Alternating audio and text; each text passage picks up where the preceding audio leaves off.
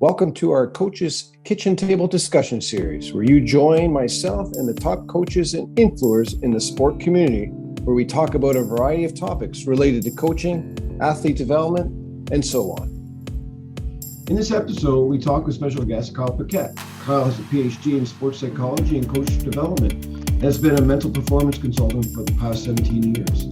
He has supported Canadian athletes at 5 Olympics and Paralympic Games through various national sport organizations. Kyle is presently a professor at the University of Ottawa, where he works with master's students in sports psychology. Kyle has just returned from Japan Olympics, where he supported our men's national team. In part one of a two-part session, Kyle will help us understand the importance of mental skills for our athletes to succeed, and we'll discuss how to teach mental skills to our athletes. Welcome everybody to our third in a series of 3 kitchen table discussion for the volleyball coach. And we started off again, just a quick review with Vicky Harbour from University of Alberta and actually Sport for Life, where we looked at, talked about LTAD 3.0 and where volleyball sort of fit in with that and just anything new. And when we came out away from that was a couple of terms, a couple of words, gold medal profile, and the athlete development matrix. So we came up with these 2 new things they've added into the long-term athlete development. And with that, we had discussions about how that impacts us as coaches and things to be reflective upon. And it was a pretty general coaching or athlete development conversation. We also got into a little bit of bio-banding and how to separate athletes based on not chronological age, but at different ages, and how that's more appropriate for their particular athlete development. And that sort of left us off there. Then we had Carrie Mcdonald last week. Carrie Mcdonald, again, is the science guy for Volleyball Canada. And he came on and sort of took us where the gold medal matrix is in terms for volleyball and where they're at in terms of developing it. He went through that, and then he went through some of the stats that they're starting to develop. From there, he went into, we talked about injuries and injury preventions and things that we should be aware of in terms of overuse injuries, how to detect it, things that we can do to help the athlete prevent it. And again, that conversation sort of went on from there, but those were sort of the big takeaways from that. And today we're going to continue on with the bigger topics again. We're going to move from technical tactical side of volleyball to the, I'm going to put it in quotes because I don't really believe they're soft skills, but that's the way we phrase them, as soft skills, the mental side of the game of volleyball, and even just the mental side of high performance. And we have a guru here with us to help us understand all that, is Kyle Paquette. So everyone realizes the reason I was able to get Kyle, because no one else is able to, because he's so busy, is that I work with his wife. I'm his wife's co-teacher. So I have a direct line through the real important connection. So I was able to get Kyle to come on and agree to come on with us, which we really appreciated, Kyle. Really looking forward to this. What we want to focus on today is what we want to see a little bit about what are those mental skills that athletes should be aware of that make them high performance athletes. What are those skills that we as coaches can help those athletes to explicitly learn. I think that's the big word, is explicitly, is try to help them learn and understand what the skills are, because you're not born with these skills. You have to learn these skills. And I think, and then we're going to try to get Kyle to help us out on how to do that, because I think the important part is how do we prevent the feedback in learning these skills for the athletes, because it becomes a challenge where we don't want to get into that issue where we're hurting their demeanor or their feelings, I guess is it's a weak word of saying it, but we don't want it to impact their self-esteem. There we go, figured it out. So getting Kyle to help direct us around that would be great. And then he's going to focus on a couple more really important concepts around those soft skills that we'll talk about. So let's get started. First of all, let's welcome Kyle. So welcome, Kyle. Maybe just give us a quick background of where you're from, what you're up to, what you're doing presently. Yeah, so thanks for the invite. It's great to be able to connect with all the coaches here. So a little background. I've been working in high performance sport for the last 15 or 16 years, specializing in high performance sport as a mental performance consultant, high performance sort of focus to it. I've had a chance to work with a bunch of national sport federations, started with curling, then to golf. Then it went to volleyball. I had a chance to connect with the men's national volleyball team in the lead up to the last chance qualifier heading into the Rio Olympics. Made a strong connection with the team and with the coaching staff. And since then, I've had a chance to connect with a couple other sport federations. My background, I finished a PhD at the University of Ottawa in sports psychology and coach education. So I spent 8 years in sort of the deep end of how to accelerate coach and athlete learning and development. So definitely when Colin talks about growth mindset, that's something that I'm quite interested in chatting about.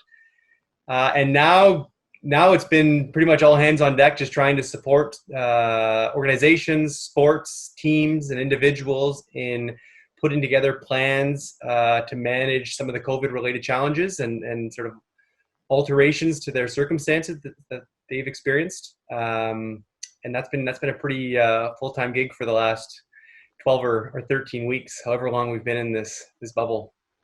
Right. Yeah, for sure. Yeah, I guess that was a big shock to you too, right? Is all of a sudden turned from preparing teams for the Olympics to turning athletes and teams to figure out how to deal with isolation and lack of common structure, things like that. So it must have been what would you say was the biggest challenge that in getting yourself ready or getting yourself ready to do that? So just for yourself, what did you have to go through?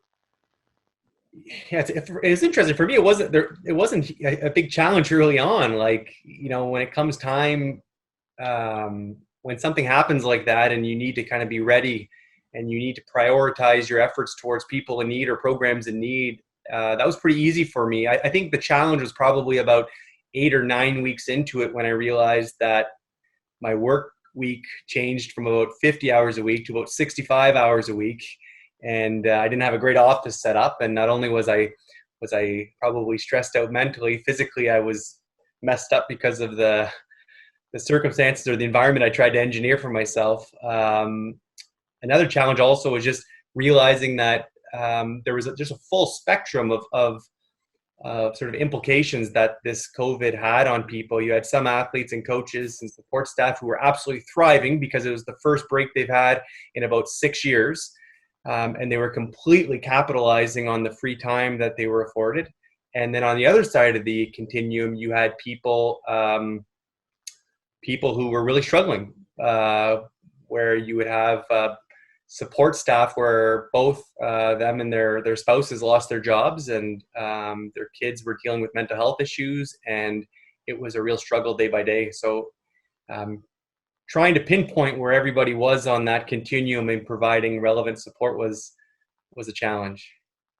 Yeah. So did you have a plan? Like, I guess we're always told to plan for the worst case scenario. Was this ever on one of your lists of worst? No, the worst case scenario for me was, if an athlete gets injured in the lead up to the games, that was pretty worst case scenario, or there was a doping violation or whatever, right? But not a global pandemic. Well, good. Then you're learning something new that you could put in your next textbook and plan for the unplannable. Yeah. So I got a question in terms of, because you have been working with so many elite athletes over the last little while, what would you say they're the ones that are the most successful, or even the ones that seem to be the most in tune to being a high performance athlete? What are the skills, both life skills and mental skills that they have that sets them apart from other athletes that might not make it to that level or don't get to that level? I would start by saying that it's interesting. Like, I hear that question a lot, right? And I don't think there's necessarily one or two skills that come to mind, but it's more of a lifestyle, to be honest with you, that comes to mind. These athletes, they really have engineered their environments, and when I say environments, I don't just mean the physical space in which they live. I also mean the social space, their friends, the people they choose to invest their time with, their sort of media environment. So all the the media resources or platforms that they choose to engage in. They really take time to engineer that full environment to optimize their ability to train and to perform, optimize their ability to get as much energy as possible to invest into a training session, and then to recover as fully as possible to be able to do it again for another 364 days. So, and what skills, I guess, are subsets of that? Well, I think, first of all, having that understanding at an early age that to pursue high performance, it's more than just me. It's more than just my abilities. I really have to structure things around me to support that, because I can't do it on my own. So I think the ability to maybe be a little bit vulnerable and to put your hand up or to accept support. I think their relationship with feedback is quite unique. That's part of that environment that they've engineered. And also, maybe a little bit separate from the environment, it's truly, and I don't want this to sound cliche, but it's just truly, I can't think of one athlete that I've worked with that is truly at the highest end of his or her craft that aren't really exceptional humans. I think when you get to the really peak of this pyramid, that is a huge game changer. When you genuinely care about the people around you, you genuinely are grateful and appreciative for the opportunities you have and the people who are supporting you. That's a perspective that overshadows all of the dysfunctional or maladaptive perspectives that a high pressure environment are likely to conjure up in most people. It really is a bit of a silver bullet. And it's one that I don't like overlooking, because in fact, that's the place I start with most of my clients now. Is we talk about some of the basics of being just a really solid person first, and that creates the foundation, and we can backfill with the relevant mental skills. But if you don't have that foundation in place, it's really tough for you to consistently perform at your best. So does that mean, the 0 to 5 age with parents, so you're really learning those types of things from your parents from 0 to 5. So are we relying on parents to produce these? If we're going to get these excellent athletes, and I think what you're describing is the same with business or anything else, is that in terms of their focus and control of their environment, and then the vulnerability part, being able to ask for help, I think that's a tough one. But in order to do that, you have to have developed that wherewithal. And the only way you start learning that is from your parents, right? So how important is the role of parents, or can you overcome the lack of parenting, I guess is the question. Because we do see a lot of high performance athletes that don't necessarily come from a stable family environment. You hear those comments out, or those stories out there. So how do you overcome it, I guess, and how important is the parenting role in that? Yeah, so I think the parenting role is pretty critical, right? Like, I think what we're talking about is that the vast majority of our habits, whether they are physical habits or emotional habits or cognitive habits, those are anchored in core beliefs or in schemas that we develop in sort of early socialization. And the key individuals in that early socialization are certainly parents and siblings and maybe teachers, maybe. So the impact that they have on really anchoring how we view the world and our relationship with ourselves, our relationship with competition, that's absolutely critical. Can you overcome that? I think in some ways, like, is that a deal breaker as it relates to ultimate success at a high performance level? I don't think it is, but you're certainly trying to push a rope uphill when you don't necessarily get a psychological framework that's conducive to consistent high performance or consistent well-being. I think often about the saying that I think drives me up the wall a little bit is when you hear the saying, what doesn't kill you makes you stronger. That's actually not always true. Like, sometimes what doesn't kill you actually permanently damages you and you can never overcome it. So we can't just take this kind of broad approach of, you're better off because of it. Well, actually, no, a lot of people are not better off because of the experiences they've experienced, whether it's as a child or an adolescent or even an adult. when there's a situation or a series of ongoing situations that changes your relationship with the world and how you view yourself and other people, that may never go away. Right. Yeah. So it's tough, right? I mean, how many times do we eliminate genetically, physically, top end athletes because socially or parental environment has created something where that athlete just can't make it out, can't optimize and make their full potential physically, physiologically, because of the parenting role. I mean, that would be, it's just in my mind, paying attention to what's going on in the States with COVID now, I get the feeling that there's quite a few athletes that lose out because they miss out on that initial stage of social emotional development to develop those types of things that allow them to be vulnerable, allow them to take risks, allow them to be confident in themselves and to pursue something, right?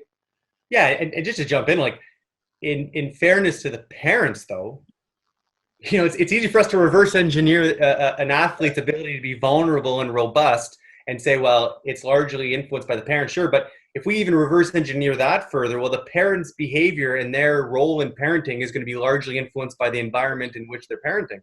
Right. So the social constructs as well. I was listening to a podcast about 4 months ago, and it was The Drive with Peter Attia. If you haven't heard of it, I would encourage you to check it out. It's pretty remarkable.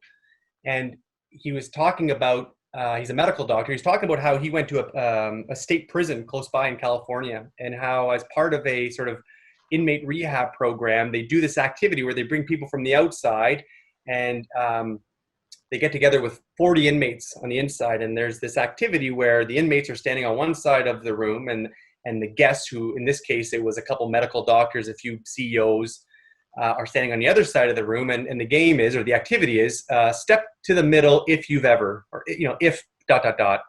So question one is, step towards the middle if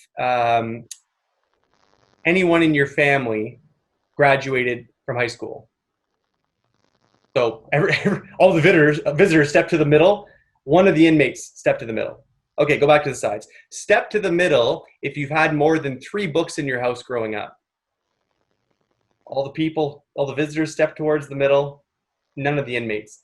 Step to the middle if you've had a family member die or be murdered prior to the age of 10. About 38 of the 40 inmates step to the middle, and none of the guests. And this went on and on and on. And what we have to remember, though, is that these people aren't necessarily inherently bad people. They are put in an environment that we can predict the behaviors that are going to come from being in that environment. They just so happen to be born in that environment with those parents, with those gang members around them, or with those social contexts. It's easy for me to think that my wife and I are great parents and we're setting up our kids for success. Well, we're living in Canada, and we're living in a great house in a great community with great support, with good parents. Sure, we have our obstacles, and sure, everything isn't rosy, but compared to the average, we might be in the top 5% in the world with respect to the opportunities that exist for us. Right. That environment is everything. And to be honest, I probably didn't put enough emphasis or attention to environment earlier in my career with clients. I often spent time focused on the behavior or the symptoms, what we're trying to potentially modify or shape, instead of looking at, well, how can we create an environment where you really don't have to think about the behavior? It's going to happen by virtue of being in that environment. Yeah, that's a very good point. I mean, when you get athletes or students or anybody that comes from those types of environments that make it out of that type of environment to go on to be on the other side of the room, as you say, they've just come through so much compared to what, as you said, the rest of us situation has been, where we've been able to come out of it or continue on in that environment. So those types of things, I guess also you see a lot of those types of athletes are even more driven than that, because they are, because they've had to overcome all that, they've developed a lot of these skills that allow them to deal with adversity, because they know that there is something past that. They know they can get through it because they've experienced so much adversity early on. trying to get out of their environment. So you could see how, one, they want to control their environment as much as they can to be a high performance athlete because they know what's on the other side if they don't. So they're very cognizant of that. And then they just have that resiliency to be able to do it because they've experienced it over and over again as a child. So they develop those skills of resiliency too, right? Absolutely. Like, so when we talk about things like how important is a culture, like a team culture or a program culture on athlete development, for me, that culture is part of the environment. If you walk into a space and there are different sets of expectations and standards of how you're going to behave and what's expected of you, that is immediately going to shape how you respond to the different challenges or obstacles that you face. We were talking with a few of the national team coaches and support staff, and we were talking about, Team Canada culture versus the world. And we have to appreciate that we are really soft as Canadians for the most part, right? And that's not necessarily a good or bad thing. It's just it is what it is. Like great times. I've been I read a great book at the start of the summer, The Obstacle is the Way. And one of my favorite quotes from the book is great times are great softeners. And as Canadians, we are very soft because we have a lot of great time. Even the people who actually think they're going through a lot of struggle, if we put things into perspective on a global landscape, we are still in a pretty cushy situation here. So Team Canada, how can we possibly ever be as resilient or robust as the Brazilians? They're literally fighting to get out of certain circumstances to make a national team. They're fighting. And what are we doing? Well, we're getting put on a pedestal oftentimes and getting promoted to the next sort of tier of performance with a ribbon on our neck before we even arrive.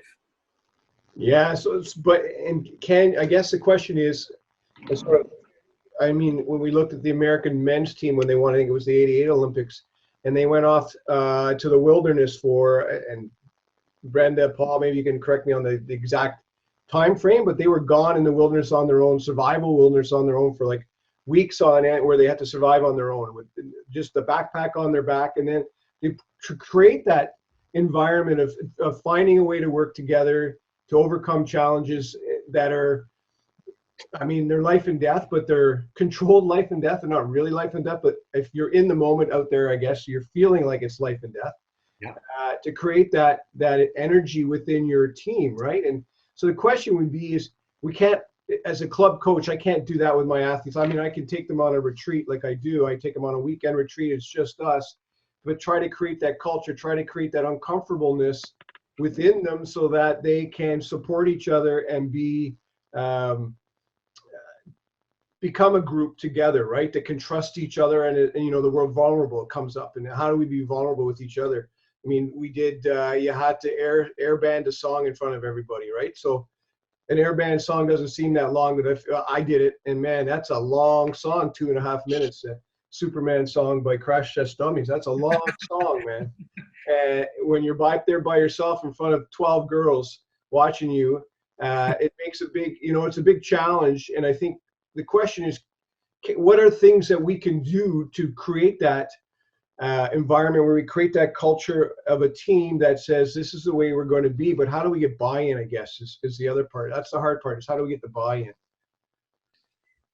Yeah, so the buy-in, in my experiences, and again, I just keeping in mind that I've been predominantly spending my time with athletes who are almost at the top, and they're looking for some support in that last sort of 100-meter dash, right?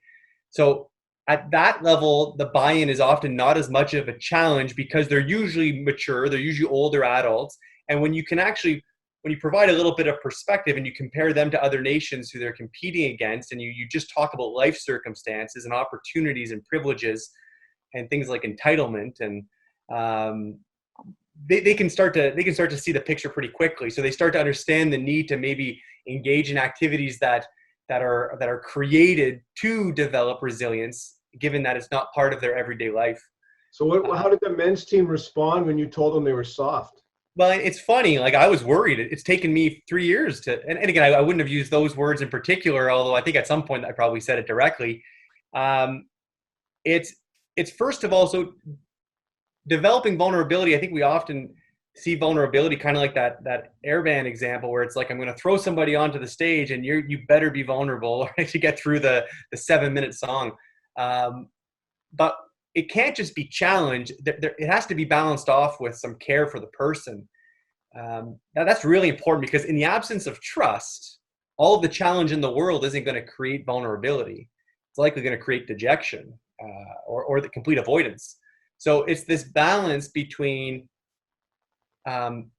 prioritizing the care for the person, developing that trust, giving them the challenge that they know you think they can handle, and then helping them to overcome that challenge to get to the next level, and then to continually get to the next level. But it's this measured challenge and reinforcing it with personal care. That becomes a really powerful sort of 1-2 punch. And oftentimes, often Canadian coaches, again, this is not as much a strength that is a shortcoming.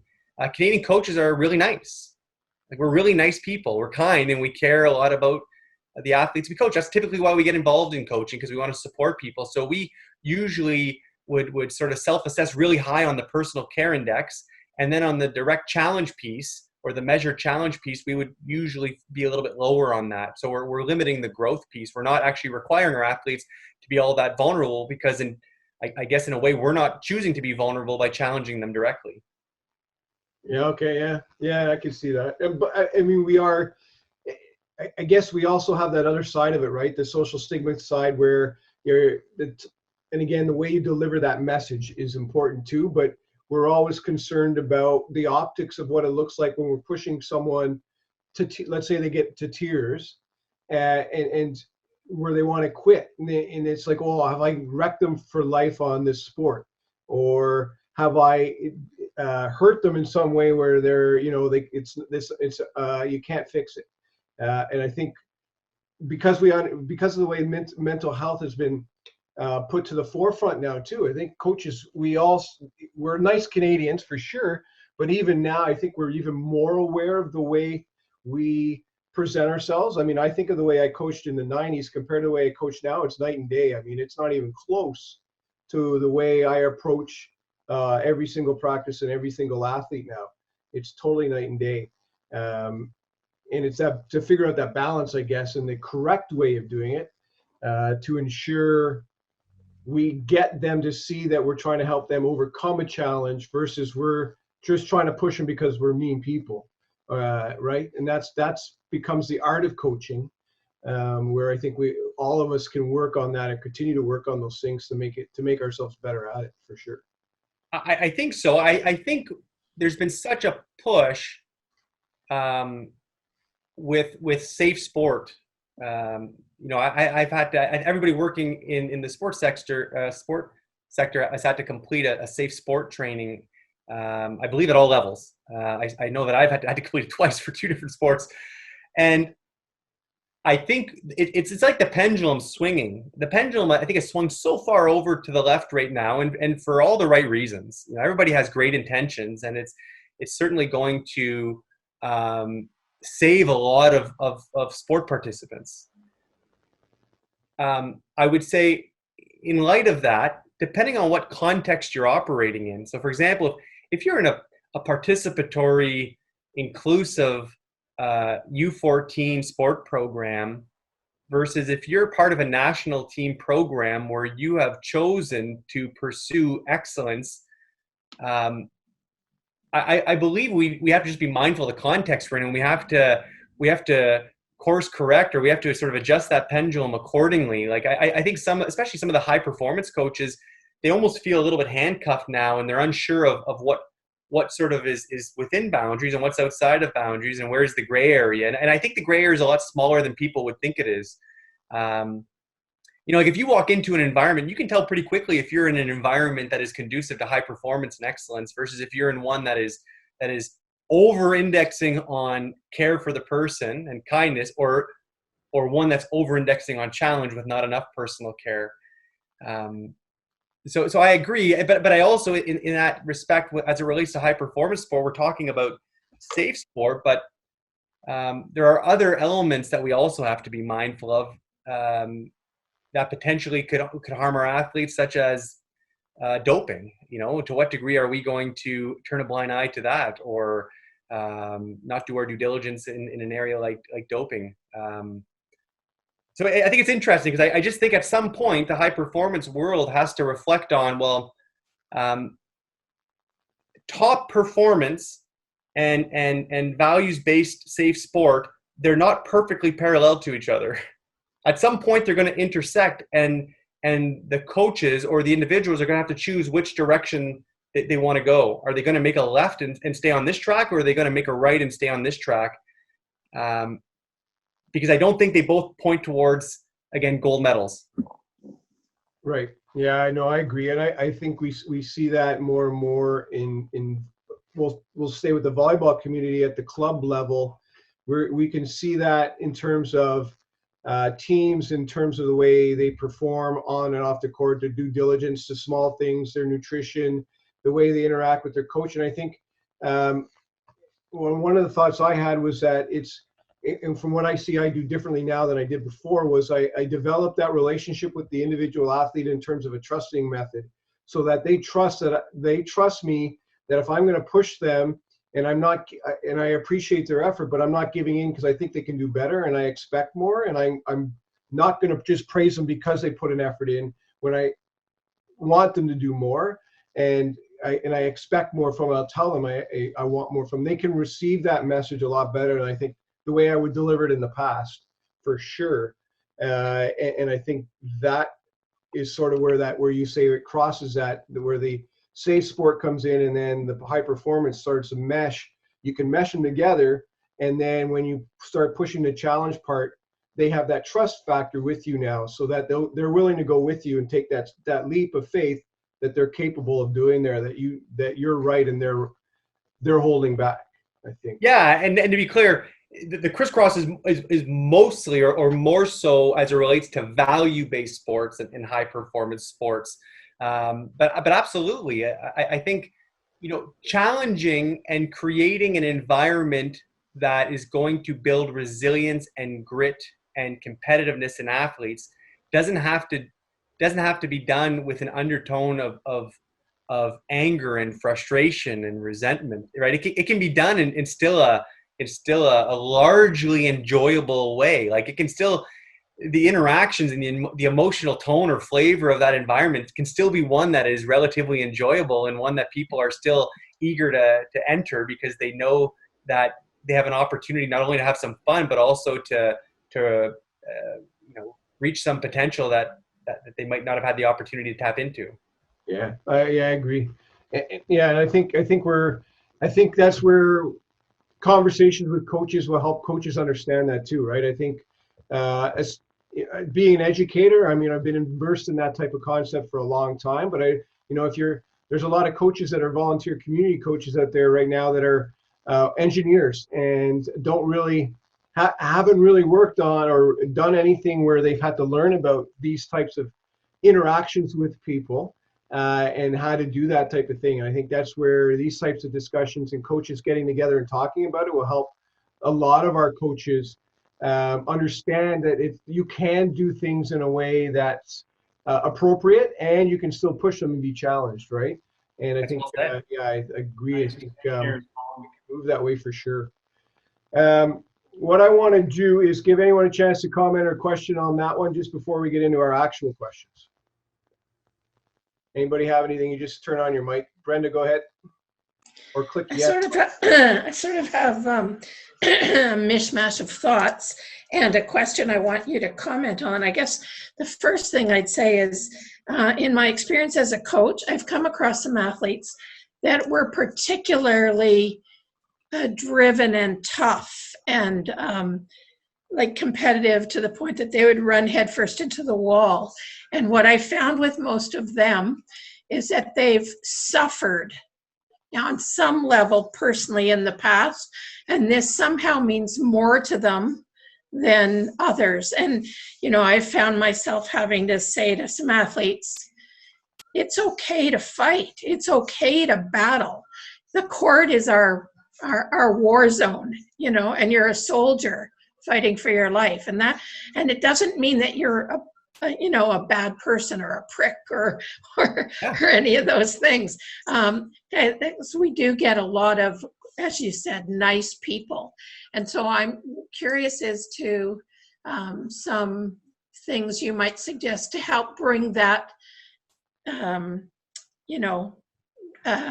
toughness, I guess I'll call it. That's not the word I want, but resilience or grit out of them. And then the other thing that I wanted to actually ask about is we're talking a lot now about this whole idea of soft skills and life skills and integrating that into coach education and into the delivery of our practices. And I'm just wondering, I mean, I don't want to see us building soft athletes, but I want your reaction and some hints maybe on that level. Save that question. Kyle, I got that question later on, so let's save that one for the end because I think that's going to get long. Okay. But you can comment on Brenda's first comments about that athlete. We've got the hard-driven athlete, but what about the other athletes that are nice athletes but not? How do we get them to be hard-driven, or give them a challenge to be hard-driven? Yeah, so that's a tricky one, right? Like honestly, that's I'll start the whole thing off by saying that's not easy. Like you're essentially working against their wiring. They've spent the last 15, 16, 18 years seeing life through a certain lens, and now you're saying we need to get you to see it through a slightly different lens that makes you a little bit more competitive, a little bit more gritty, a little bit more engaged in it, with a certain tone to it. So what comes to mind? I would say, again, environment's a big one, right? So, but even before that, I think oftentimes starting the conversation or beginning your relationship by making sure that your objectives are aligned, that for me is a really important starting point. So when I start to work with a client, I want to make sure that I have a really, really crystal clear understanding of what the objective is so that I can align all of my efforts to support the achievement of that objective. And then I will get a sense of what type of support they are willing to receive. And I'm not saying I'm never going to be extreme, but are you okay with me challenging you when I see a disconnect or a contradiction or when I feel it's necessary? And most oftentimes they'll say yes, and I'll bring it up again on and on throughout the relationship. If it ever goes too far or not, you just let me know. But making sure that first sort of domino is lined up, because now you have something that you can lean on a little bit. Like you're behaving a certain way and you're treating them a certain way because they are telling you that they are coming to you for support to help them achieve something, and they need this type of support or service. The second piece I would say comes to, again, largely the environment. And when I say the environment, it's not just like what drills do I set up and how challenging are they. No. I also think it's how regular do you build in constructive or challenging feedback mechanisms into the environment. I think that one of the biggest ways of developing grit is to have athletes face just reality, objective data. Like so many athletes have an overinflated sense of who they are and what their abilities are, and to continually remind them of what the objective data is showing, they're going to realize that they're not even close to their goals. So if they're not even close to their goals, then we need to work at it. I like direct competition in training as well. Leaderboards. I think it depends if the goal is high performance, and if the athletes have signed up for that. We need to make training represent what the competitive context is going to throw at them. And if they're not in for that, then we're largely, I believe, doing them a disservice. I've spent a fair bit of time reading the transformational leadership material and how important relationships are. And I've firsthand witnessed, and I know Leslie has too, where athletes are, in a sense, abused emotionally in the name of making them better, making them tougher, and all of that. And I think that line between telling you your shot selection is shit, not necessarily in those words, and calling you shit is such a critical piece, because too many athletes are made to feel like shit. Well, yeah. So and Brenda, like that is so perfectly said. I think making sure that we're always communicating about skills, competencies, behaviors, as opposed to the person. And again, it's a nuance, and I can already anticipate some coaches listening maybe rolling their eyes, thinking, "Oh, are we getting that soft as coaches?" But there's a big difference, right? Like, at what cost? Like I've been spearheading a culture of excellence project with the Canadian Paralympic Committee, Canadian Olympic Committee, and On the Podium, and what we found is this idea of having the strong push towards outcome and results is necessary, with a strong acknowledgement and respect for the person. If you just have the push for the outcome and the results with no care for the person, you create this culture of harassment. Now, you can get success out of that culture, but with some pretty significant adverse consequences. You're going to create these emotional issues with athletes where you might get a good season or two out of them, but then that might suffer, or their self-esteem might be jeopardized for the rest of their life in some cases. There's really interesting, like the research on the impact of coaching. We talked about parents early in children's behavior, but then when you get to that middle ground, whether or not athletes are going to continue to pursue competitive high-performance sport when they're introduced to competition.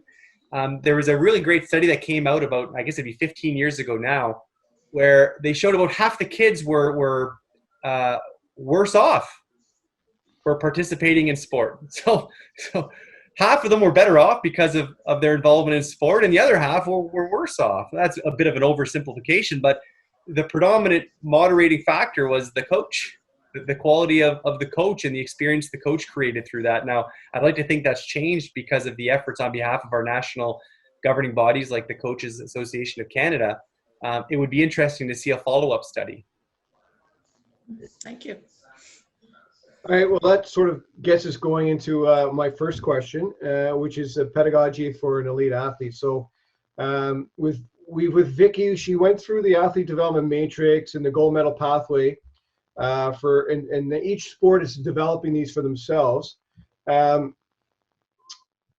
two areas in the model that we know that need to be developed more outside of the technical, tactical, and the physical abilities, because everyone does those fairly well, or for the most part on average do them really well, is the mental skills and then the social emotional skills are the two areas that sports need to do a better job at.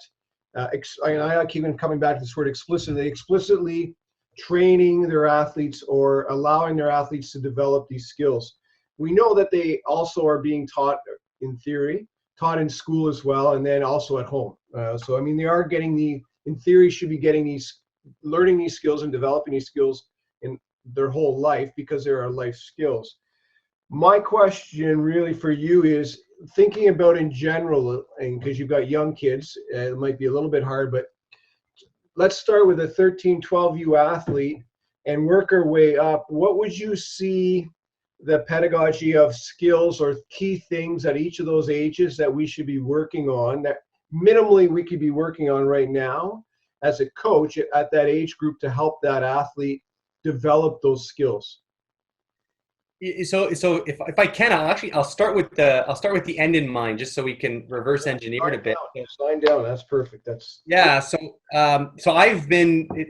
I'm surprised that we haven't talked about this question before, only because I don't know how you've known, but I spent the last 6 months working on this largely with 4 or 5 sports. Because you're right, like the psychological pillar of a gold medal profile, I would say there might be maybe 1 or 2 sports in Canada who are doing a really good job. Women's soccer, thanks to John Herdman and his MPC, and wheelchair rugby. So where we've gone now with this, I feel pretty good about this. Carrie, I've done this now with wheelchair curling and able-bodied curling. Archery's moving in that direction, and Carrie Mcdonald is going to hear about this in likely 2 weeks. So you get the first scoop for volleyball. We've broadly divided it now into 3 elements. So there's team GMP factors, and there are also individual GMP factors, in my opinion. I believe any team sport should be looking at the team as a whole and certain team traits such as, winning style of play and positional expertise and overall team culture. And then there are individual factors. And within most sports, at least the ones that I'm working with right now, from a psychological perspective, I'm most interested in performance on demand. Can you actually put the ball in the hole when it matters most? I'm interested in interpersonal effectiveness and team fit. To what degree can you play nicely in the sandbox with others? And to what degree do you actually add value to your teammates? And then the third one, from an individual perspective, is mental health and well-being. To what degree is your foundation, to what degree is it going to support ongoing striving for excellence? At a team level, we're going to have overall team functioning, overall culture and cultural leadership, and overall performance on demand. So there's a bit of overlap, but one's at a team level and the other's at an individual level. So then each of those can be broken down into some sub-skills or some sort of prerequisites, I would say. So, if we look at something like team fit, like interpersonal effectiveness, emotional intelligence, like what should we be teaching kids at 13U? Like, again, just spending a lot of time on how to be a good person and a good teammate, understanding the value they can add to their team in the absence of their individual performance being necessarily strong. I think just even operationally defining what performance looks like. I think oftentimes we take this very narrow approach to defining performance, or at least it's implicitly defined in the minds of so many young athletes who believe that performance equates to whether or not they make a certain technical or they execute a certain motor skill in a certain situation, right? Like, whereas there's so much more to that, as we know, like all the things that we usually are harping on the athletes for, things like, great attitude and effort and cheering on their teammates from the bench, like all these things that we have to keep going back to. There's a reason why sort of universally we're having to keep going back to these things, is because they're not emphasized enough early on. And athletes don't understand that these are actually part of the performance formula. We think that we actually start thinking of these as soft skills. Like, so when I hear the idea of soft skills, you're right. Like, for me, what makes direct communication or the provision of feedback softer than footwork? I don't quite get that. They're both action oriented. They both require a tremendous amount of training and repetition to master. So anyways, for me, I think soft skills, the longer we continue to label them as soft skills, the longer coaches are going to have a pass to not address them in a really firm and solid way. And it's going to forever be lost in the athlete's overall understanding of what competition, performance, and training is all about. So I would start with the opposite in order. Like, you want to get a really good 13-year-old. I don't care what sport they play. They don't even need to touch a volleyball. Like, just turn them into really good people with a really competitive sort of nature, and you put any ball in their hand or any piece of equipment, and by the time they're 20 with the right coaching, they're going to be in really good shape. Except, of course, if we're talking about sort of early adoption sports like figure skating or gymnastics, but volleyball certainly doesn't fall into that category. So search for a good person. So when you say good person, how would you define that though? So like, what things do they come with to make them a good person? So I think, honestly, genuine empathy and care for people around them. I think that's really big. Like, do you have somebody who actually cares as much or more about the team and the organization they're playing for than themselves? Now, again, I'm mindful of the fact that we're talking, or the example we used 5 minutes ago was for U13, so that might be tough. But can you find a 13-year-old who actually gets as excited about seeing a teammate perform well as she does for herself or he does for himself? Are they willing to engage in the small behaviors that often get overlooked or that often get missed for the sake of adding value to the team or adding value to a teammate or supporting a coach? That care, empathy, compassion, that sort of others awareness orientation, that's really powerful. And it can be developed in different ways. Sometimes it's developed because, their parents have that and they kind of learn to be this sort of sociable, kind, appreciative person. And sometimes it's developed out of the extreme opposite conditions where they're in maybe an environment that requires them to be constantly vigilant and looking out for people and on the lookout, so they develop this tremendous observational skills or sort of emotional intelligence out of necessity, less out of sort of mindless habit. That'd be a big one. I would start with that. And again, you're not helping me a bit though, because I mean, at 13, if you ever go to a 13U tournament, girls tournament, and there's a more talking and cheering and team camaraderie going on between every single point, that it drives me nuts. So now I have to say, well, that's good, because now they're developing that empathy for each other, learning to support each other. All right. Well, there's a nuance there though, Colin, and this kind of leads in, I guess, to my second piece. Is it intentional?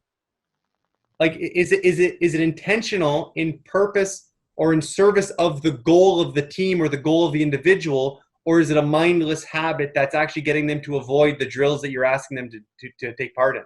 Well, yeah, I think it's and again, just watching even grade 7, 8 elementary ball, the joy they get when they see one of their athletes do something right, to me, is genuine. So I think it's coaching, because you can see the coaches are genuinely excited too when they get their first overhand serve over the net, or their first overhand serve gets to the net versus may not make it over, but they finally hit it hard enough that it got to the net, and they're all generally cheering. And I mean, the game itself is delayed because they're all running over to give her a big high five. So those are the types of things that we're looking for, which is great to see, because that stuff is happening. I guess, like you said, though, it's how do we make sure as coaches, we explicitly make sure we know we're doing this to be supportive of our teammates, not because everybody else in every other team is doing it and we should just copy them. That's right. So if you can have that trait, and if you can find that in a package with this competitiveness, this sort of highly sort of compete mindset, there's some people who just want to compete. They want to compete against themselves. They want to compete against others. They want to, like I think back to when I was coaching golf, and there was a kid that used to come around the golf course all the time, and he would create these little games for him and his buddies just so they can compete for quarters and nickels to buy Gatorades at the halfway house. And it had nothing to do with winning. It had to do with the thrill of competing for the 2 hours during the actual games. And we see this in some kids. They just want to see if they can be better than the people around them. And it's not a malicious thing. It's not because they have, it's not out of disrespect to other people. It's just they want to test themselves, either physically or cognitively. So if you can find that winning combination of nice people with that compete mindset, I would suggest that's a really powerful indicator of success later on in any context. If they choose to get out of sport, they're likely going to be successful in the business world or even in academia. So it's going to be important then for coaches to look for those athletes, but most of those athletes won't have a clue that that's what that is. So you're going to, as a coach, need to educate the athlete on these things to make sure that it's conscious that they're being empathetic to their teammates or being competitive, what competitive is. So we need to educate them on those types of topics as well, though, right? It's just not, okay, we found them, good, let's just keep going. Absolutely. Is there anything else after that then? So we found those players, we've educated them, we've got them to understand. If we ask them, they're going to say, yeah, competitiveness is an important aspect. That means I like to challenge myself and get better. Empathetic means I really like enjoying watching my teammates succeed or try. And I love watching them try and either have success or watch them persevere. So having that empathy for them. What's next? At some point, leadership is going to come in there. Like that's going to be pretty early on. And that could probably be about as early as 13U. Why not?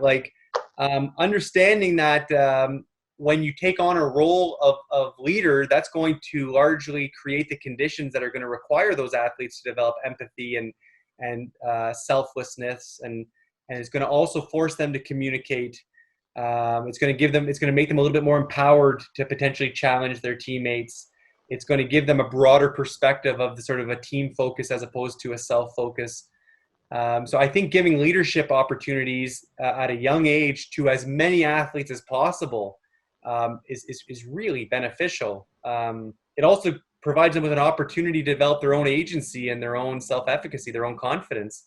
The more that you put them in a situation that is going to, again, challenge or push them sort of to the boundaries of their own comfort zone, and create the conditions to help them succeed outside of those boundaries, that's where that confidence is going to really sort of be accelerated in its development. Once we get past some of those sort of foundational pieces, and again, sort of another foundational piece also would be learning skills. I can't stress that one enough. Like to what degree do the 13Us ask questions? Like, to what degree are they able to reflect and provide you with sort of a solid response to a question that you ask after practice during a debrief? To what degree are they able to self-assess or assess their peers? To what degree do they feel sort of empowered to take responsibility for their own learning and development? These are all skills that I think we should really emphasize at a younger level. And I think that way because the literature in psychology and education is so compelling, right? The more we take a learner-centered approach to the development, the more we're not only going to accelerate development, but we're also going to optimize for performance. And that can happen at any age. Now, I think what's more interesting, though, is to ask ourselves, why does that not happen? Like, it is so... If I've been in 100 gyms, I might have only seen 2 where coaches truly have created the conditions to empower younger athletes to be more autonomous in their development. So why is that? Well, it's not how we were coached, right? So as coaches, our conceptualization of what coaching is does not involve creating a sort of a balance in the power dynamics between the athlete and the coach. It's outside of our comfort zone because of efficiency. Right? If we have 2 hours of gym time, we want to make sure that we get as many drills in as possible. And oftentimes we will overshadow opportunities to communicate for the sake of providing clarity for additional reps that we know in the long run aren't actually serving the purpose they're intended to serve. Also a lack of comfort on behalf of the coaches for athletes to get things wrong. Like it requires athletes making a lot of mistakes. Now, ironically, though, the more mistakes that the more opportunities you allow to make mistakes early on in that relationship, the more that they're going to feel trusted, and therefore the more vulnerable they're going to be, which means they're going to actually strive and push more later they get in their career or later they get in their journey through sport. That's a really big piece. That whole power, again, I think oftentimes when people think of mental performance, they think of goal setting and imagery and self-talk. Like, I rarely talk about those skills anymore unless it's just to backfill a broader strategy. Like this we're talking about bigger social, emotional, cultural pieces, relationships with even power dynamics. That's one that most coaches largely don't understand their perspective on the power relationship they have with their athletes. They don't fully understand to what degree that power could potentially be shared in a way that's going to optimize development and performance and all of those additional life skills that we were talking about earlier. It's a tricky one, and it's sure it's big, but that's where we see big impact, is when we make big changes to how we are even approaching practice, much less some of the skills we're trying to potentially enhance through drills within practice. Okay, so give us a concrete example for us engineer. I'm not an engineer, so I'll take credit for that. But for those engineers that are out there that need concrete examples versus the general ideas, give us an example that you've seen or that you could come up with top of your head, or Kyle has done. Yeah, so does it matter what age and stage? Are we still talking 13U? Yeah, no, I think you can go with anything because we have a wide variety of coaches here that coach at all different levels. So I think they can transcribe it down. Yeah, so putting together the framework of a individual gap analysis, but very loosely structured, and then providing it to a team and having the athletes take it and run with it and do their own self-assessment, and then to come back and to share with you the gap analysis they did on behalf of themselves, where they identify their enhancement opportunities and a draft of their enhancement strategies. Now, that would be probably realistically 18U and up. Realistically, we wanted a half decent first draft. What's another opportunity? Maybe a little bit more of a basic one. An example would be at the beginning of practice, sharing what the goal or the intention of the practice is, and then asking the athletes to come up with drills to help achieve that goal.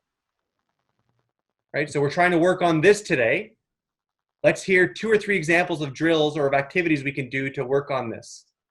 And then they come up with 2 or 3, and then they maybe pick the ones that they want to, that they're most interested in working on. Another basic example would be in training, understanding ultimately that clarity and the personal meaning that athletes ascribe to certain pieces of feedback on the fly is ultimately what solidifies that into deeper levels of learning, which is going to enhance understanding and therefore sort of their ability to actually operationalize these motor skills. So understanding that, deliberately carving a lot of feedback and in action reflecting and debriefing on court, not waiting till the end of practice. So if it's a 2-hour practice, having arguably 5-minute chunks built in so that you can constantly have these, let's call them, although I don't like the term, these teachable moments in action, as opposed to waiting until after the play or after practice. Right. Okay.